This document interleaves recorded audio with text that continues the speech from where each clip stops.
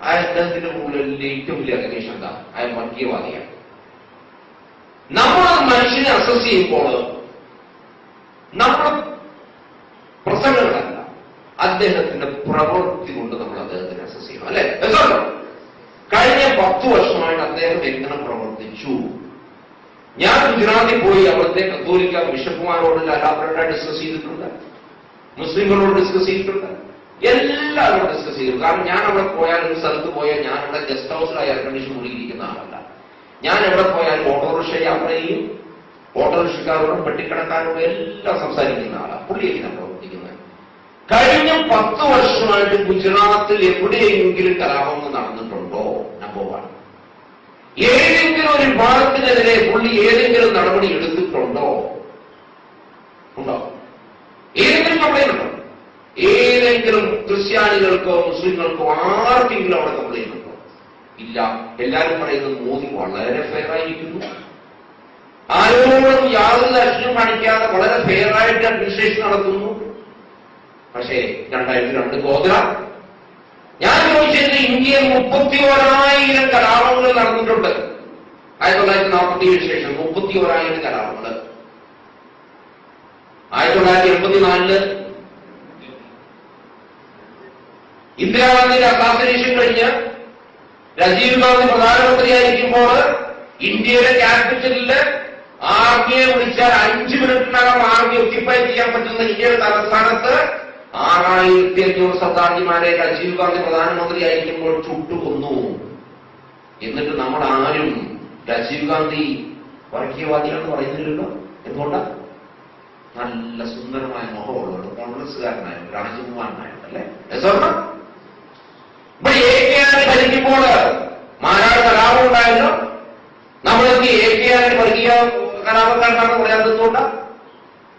അതൊക്കെ ഈയിടെ മുസഫർ നഗറില് 190 പേര് മരിച്ചില്ലേ?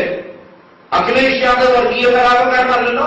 എന്തുകൊണ്ടാ? കോൺഗ്രസിന്റെ സപ്പോർട്ടുകാരനാണ്. മീററ്റിലും ബോംബെയിലും ഇന്ത്യയിൽ 34,000 വർഗീയ കലാപങ്ങൾ നടന്ന 1000കണക്കിന് ആൾക്കാർ മരിച്ചിട്ടില്ലേ? അവിടെയൊക്കെ മരിച്ചിട്ട് മുഖ്യമന്ത്രിമാരുടെ പേരുകളും നമുക്കറിയാവോ. പക്ഷേ 2002 ഗോത്ര മോദി എങ്ങനെ മോദി ഉത്തരവാദിത്വം? അതിന്റെ സിറ്റുവേഷൻ നിർത്തി.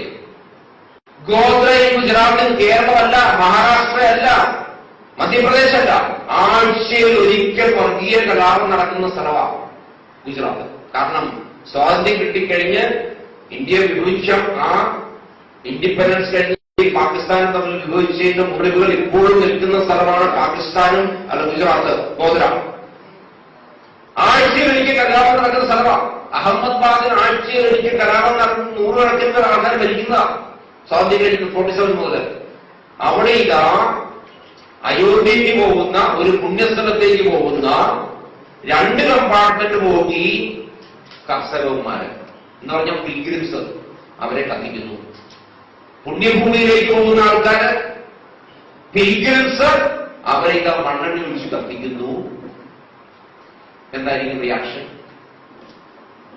മൂന്നാമത്തെ കാര്യം, മോദി മുഖ്യമന്ത്രിയായിട്ട് ആകെ 3 മാസമായിരുന്നു. അദ്ദേഹം ഒരു പഞ്ചായത്ത് പ്രസിഡന്റ് പോലും ആയിട്ടില്ല ഇതിനു മുമ്പ്.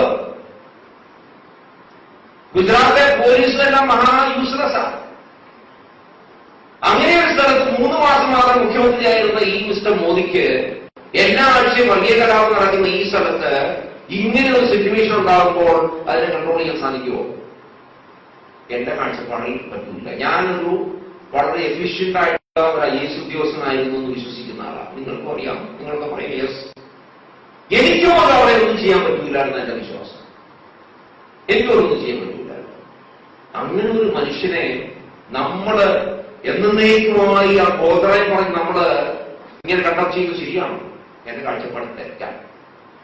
ആ മനുഷ്യൻ തീരുമാനിച്ചു ഇനി ഇതിവിടെ നടക്കൂല തീരുമാനിച്ചു. കഴിഞ്ഞ 10 വർഷം അദ്ദേഹം എങ്ങനെയാണ് ഭരിച്ചത്? അതാണ് നമ്മൾ നോക്കട്ടെ. 10 വർഷം അദ്ദേഹം പറഞ്ഞു ഇത് ഇനി അവിടെ ആവർത്തിക്കില്ല എന്ന് പറഞ്ഞു. ഇന്ത്യ ചരിത്രം അതാണോ?